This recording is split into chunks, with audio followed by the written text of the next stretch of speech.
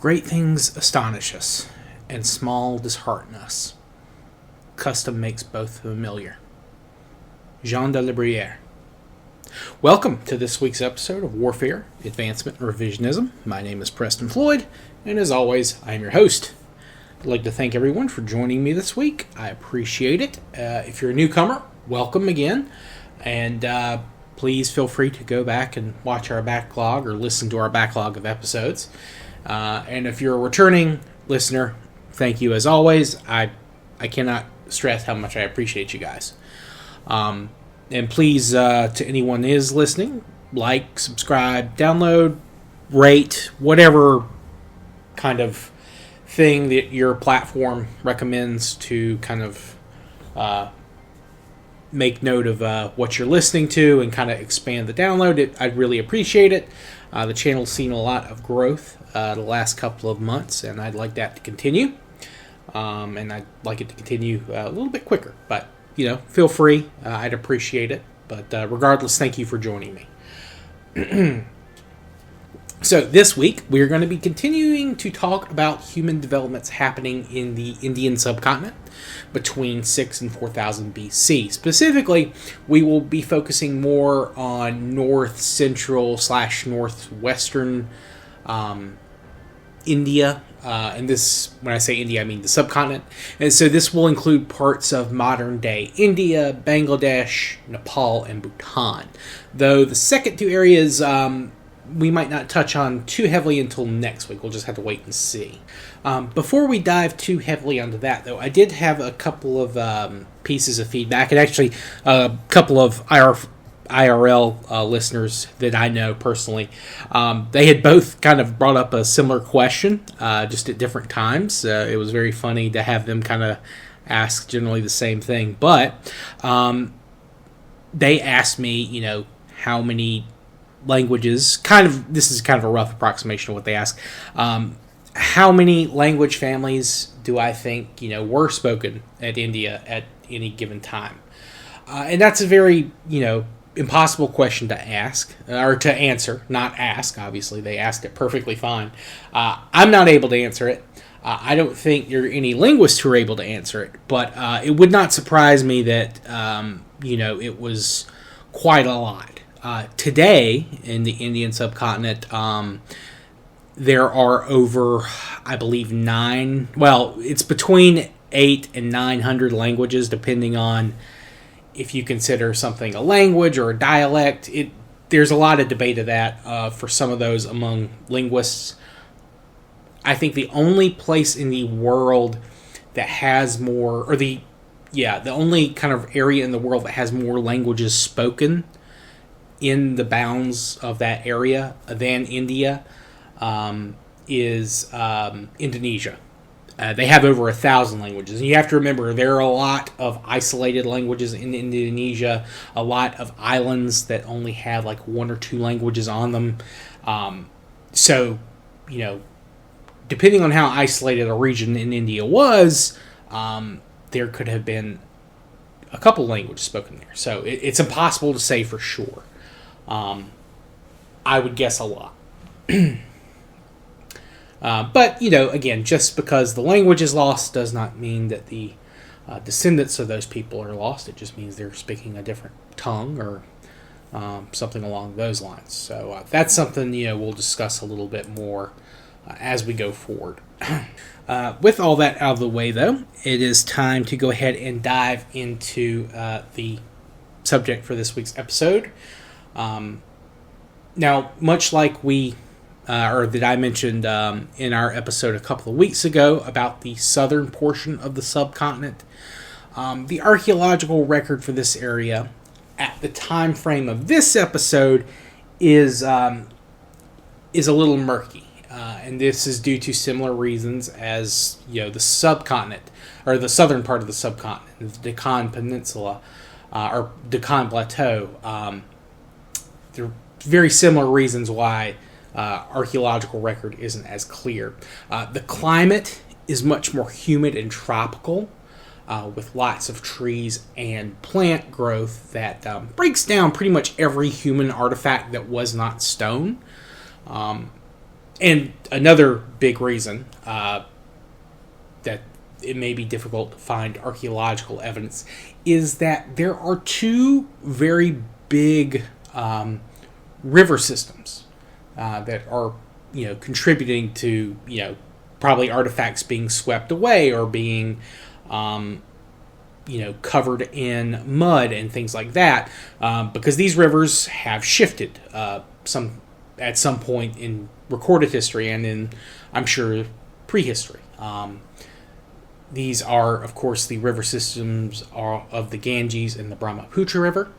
And again, these are very massive river systems. And, while there are, certainly sizable rivers in the south, they're not nearly as large. And I think their courses haven't shifted quite as dramatically during, at least from what we've seen during the historical period or the period that we're discussing.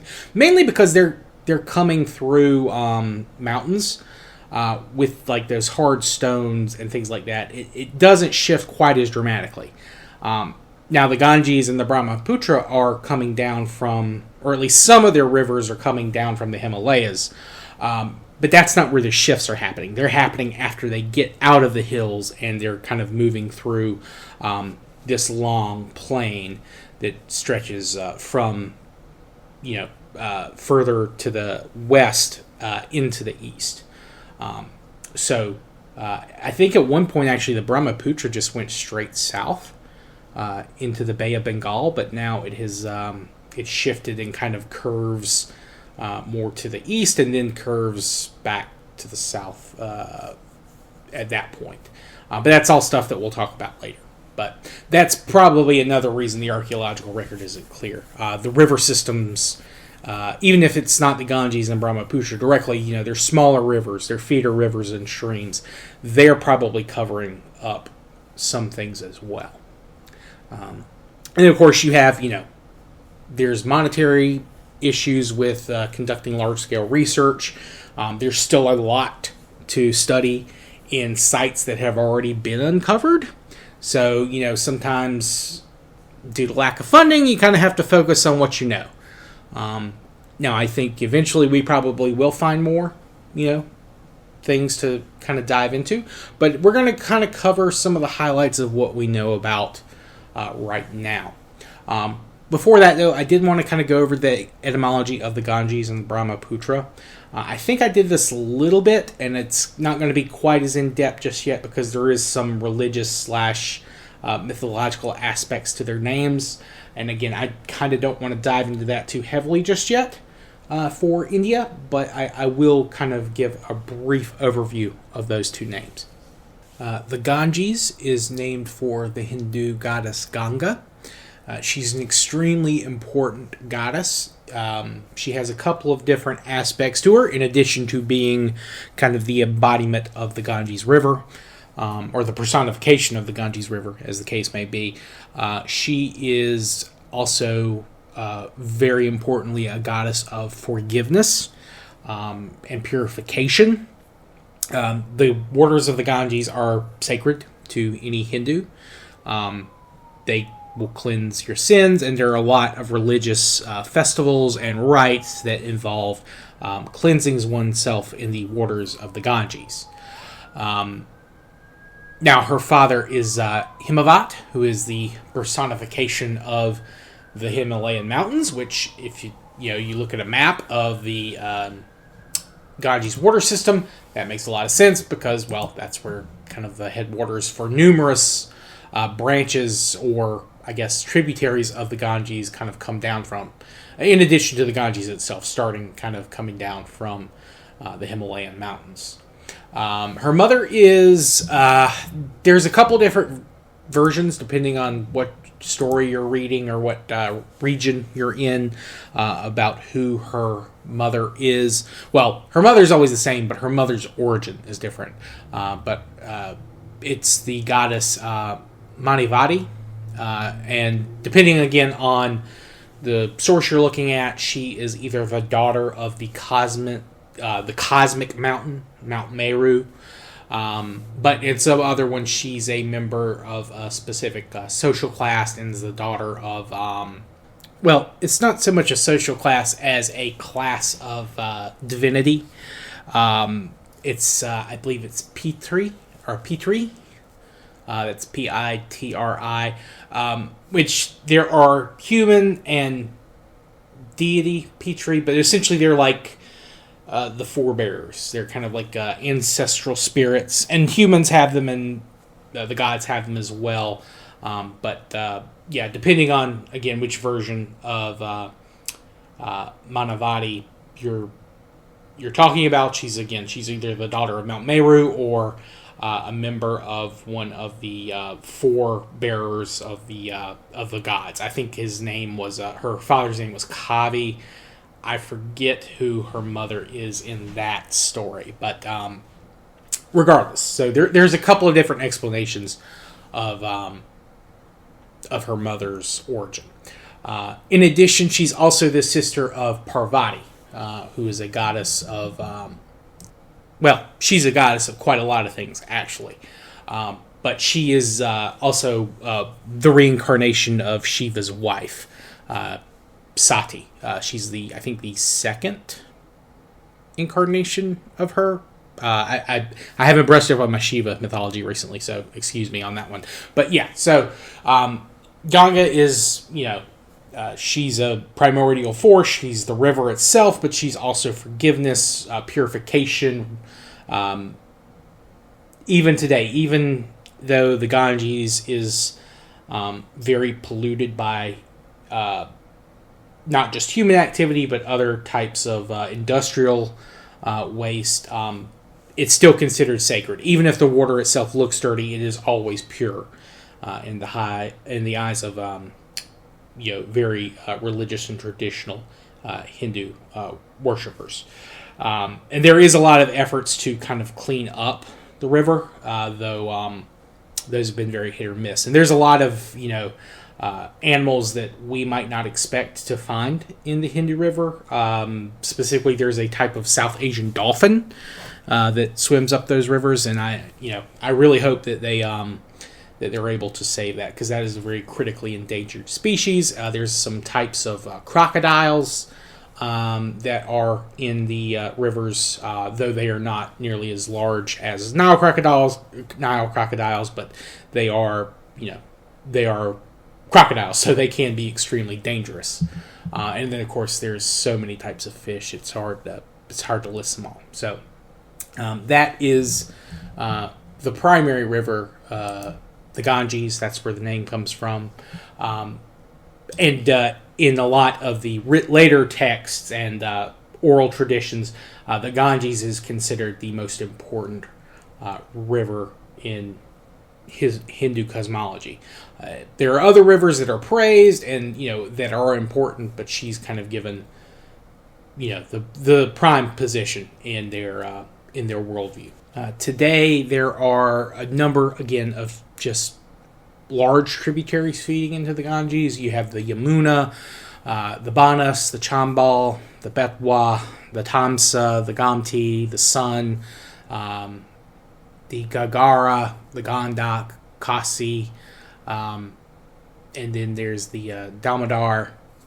Just a huge number of named and unnamed rivers and streams and lakes and all that kind of stuff that feed into this. And also, of course, monsoons do happen in this region, so they will blow in and contribute their rains there as well. For now, though, we turn to the Brahmaputra, which is the other big river in this side of the subcontinent. Now, the name for this is very straightforward. Brahma is referring to the god, and Putra is, I believe, an old Sanskrit word meaning son of or child of. I don't know if it's gendered or not. I did not read into that. But essentially, it's always considered the son of Brahma. Now, Brahma is of the Hindu god of creation, knowledge, wisdom. I believe he's the one that is the inspiration for the Vedas, which are very important Hindu texts, and before that oral traditions. So, very important god. He's not as actively worshipped, I don't believe, today. But he is one of the big three in Hindu cosmology. He's the creator. You've got Vishnu, who's kind of the preserver of the world order. Then you've got Shiva, who is the destroyer, which we'll get into those three later, as they all relate to each other. But like a lot of primordial gods, Brahma isn't quite as worshipped in day-to-day life. He's done his work. He's resting. He's kind of just giving humanity knowledge, or helping them obtain knowledge. He's not quite as active. Now, Hindus mythology, there's a lot of versions of those, or I should say branches of it. They're very concerned with cycles of life, death, rebirth. And that's not just on a human level or an animal level, but that's like in terms of long periods of time. So there will come a point again where, after the universe ends, Brahma will recreate it, and he has recreated it several times, or at least, incarnations of Brahma. And we'll get into reincarnation stuff later. I'm still trying to wrap my head around a lot of this stuff. It is very deep. And as an outsider and someone who does not speak any Sanskrit or read any Sanskrit or any modern languages in India, it's a lot to wrap your head around.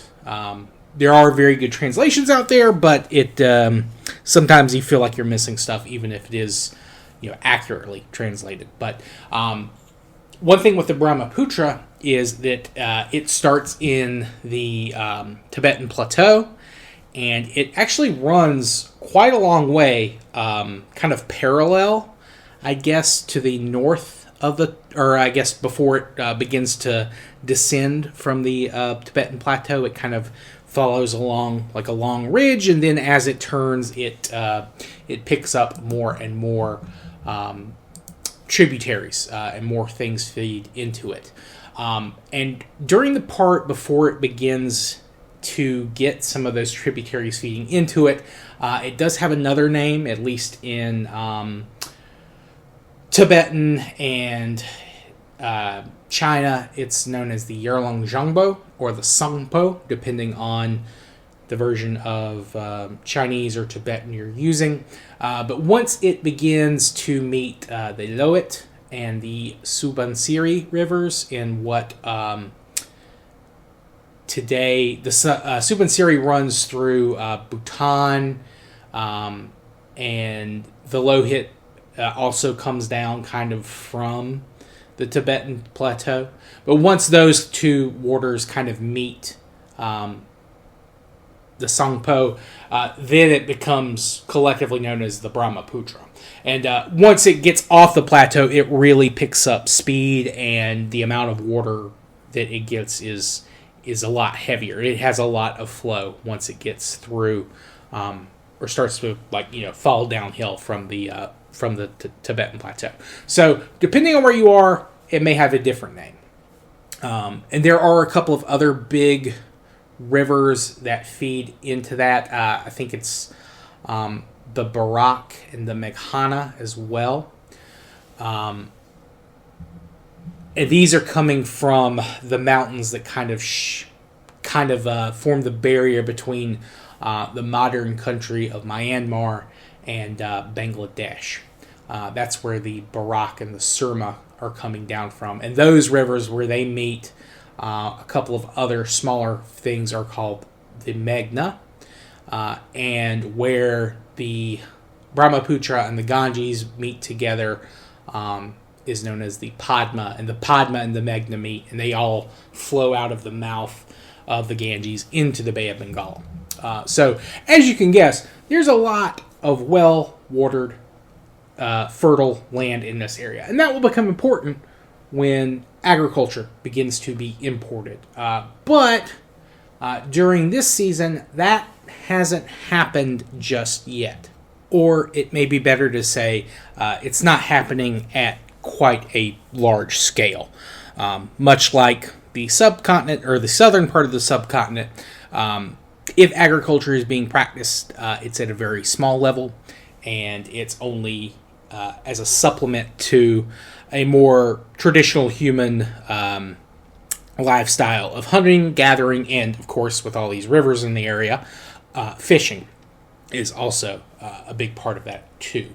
But before I forget, so I could not get a Tibetan translation of the name. I'm working on for the Yarlung Sangpo, but the Chinese characters that they use, Ya Lu Zhang Bu, Zhang. Zhang is river, but the Ya Lu Zhang Bu is something like elegant Lu Tibetan cloth. I think the Lu is just like a kind of meant to be like a placeholder or to kind of mimic the Tibetan name for the river, but it's something like the characters used in Chinese. It's like an elegant cloth from Tibet. Might be the best translation for the river, though again I don't know what the etymology is in the Tibetan language. I am going to go ahead and talk about what is now the country of Bhutan. This is kind of a very mountainous region, obviously, being kind of in the right along the Himalaya, I guess, border between Tibet and India. And there isn't really any evidence of permanent settlement there until about 2000 BC. And then you see a lot of stone tools pop up. There's evidence of elephants being hunted there, or in some cases even kept at that point. But I do think people were living there. It's probably just there in very small numbers, and it's more of they're passing through the region, either up to the Tibetan Plateau or going down one of the numerous river valleys like the Susbansari and the I forget the other big river that comes down through Bhutan, but they're probably going down those or following the routes of the river to get to where the Brahmaputra valley kind of runs through. So no evidence of this season that there's anyone living permanently, but again, I imagine it's kind of one of those areas that's frequented by a lot of people, or at least not necessarily a lot of people, because it can't support a large population, but it's probably occupied at some level.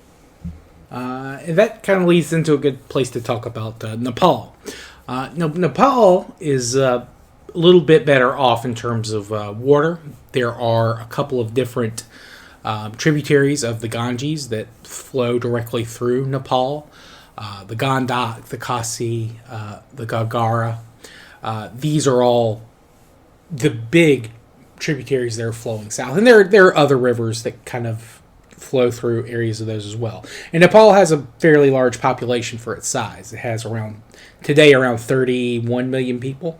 But there is evidence in Nepal of a couple of different groups living there. You have, obviously, people coming up from the south, possibly Dravidian speakers or people related to Dravidian speakers. You have groups coming down from the Tibetan Plateau as well. There may have been groups that had been living there, through one valley or another since humans arrived there. So we're talking at least 55,000 years ago. Though, again, that's kind of debated if they were there permanently or if they were just kind of moving through the area, doing the whole hunter-gatherer thing. But regardless, it's kind of as it's a border region, it is, occupied by probably a couple of different portions of these macro groups in other areas. And it's an area where you'll see a lot of mixing of different cultures, and that's kind of one of the reasons it is very unique today, and that's true in the past. But by this season, 6,000 to 4,000, you see a couple of different sites, all showing different levels of technology or different types of tool configurations. You still have some groups that are using Paleolithic style tools, these larger stone, not weapons, there are some stone weapons, but also larger stone tools, hand axes, things like that. And then you have Mesolithic and Neolithic groups that are beginning to emerge as well. Though, who's bringing what is also debated. And by the time of the Mahabharata and other Hindu scriptures, they are aware of people living in the area. They are interacting with them. Much like, evidence of people being in Kabul, they make mention of these peoples living kind of in this border region of the Tibetan Plateau. So these are very long-standing points of contact between a couple different groups, and again, just due to the amount of tools and things like that, it's pretty obvious that this area is occupied fairly well by a sizable population of at least a couple of different groups. Possibly there are some groups also that are importing cattle and goats and sheep and things like that. So this is a region that's probably undergoing kind of that early pastoralism. I haven't found anything mentioning agriculture just yet, though again, it's probable that on some level they have started to tend to like kind of that early stage of horticulture / proto-agriculture that they're beginning to experiment with. Though even after agriculture does spread to this region, there's not really polity in terms of like a centralized state or city. I think Kathmandu, which is obviously the capital today, it's not founded until the first millennium AD. But there have been people probably living in and around the area in smaller villages and in tribal groups, all throughout, that little section of the Himalayas, again, going back to the time. But even after agriculture gets to the region, there's no formal centralized state of any kind, again, until much later. Though there are dynasties and things like that are reported to have existed. They just they weren't organized in kind of a single polity until that first millennia in the AD. All right, and let's see. We're running about 27 minutes right now. I was going to talk a little bit about sites along the Ganges and Brahmaputra and peoples, but I think this is kind of a good length for this episode, and I did knock out half of kind of the area that we'd be talking about. I was planning on it being the other half this episode, but I guess I got kind of seemed like a good part to kind of include all that stuff in there. So we will go ahead and call this episode for this week, and I'll get it posted and up in time to go up at the regular period. But thanks to everyone who came out this week and listened. I hope you've enjoyed. If you have any questions, comments, constructive criticism, please let me know. You can contact me via email at waradrevpod@gmail.com. You can send me a direct message on X/Twitter. You can also comment on the YouTube channel. That would be great too. And I do try to answer those as best as I can, as fast as I can. Though, again, if you comment on earlier episodes, I'm probably going to see them a little bit sooner. But yeah, thank you all for joining me this week. We will continue, and we'll probably finish up this part of the world for this season. And then we'll move into either Southeast Asia or possibly just cover the Tibetan Plateau, depending on, I guess, how much time I take on the other stuff. But yeah, we're making decent progress. But regardless, once we finish up the Tibetan Plateau in Southeast Asia, we'll kind of cover China, Japan, Korea, those areas, Mongolia, essentially East Asia, and then we'll probably take a detour to Australasia, Australia, that kind of area, and then we'll go ahead and finish up Asia kind of in the north and back towards the west. And then we'll do Europe and then the Americas. So, thank you all again. I've really enjoyed doing these episodes, and I'm glad people seem to enjoy them, and I hope I've been respectful in terms of talking about the areas and kind of given a good picture.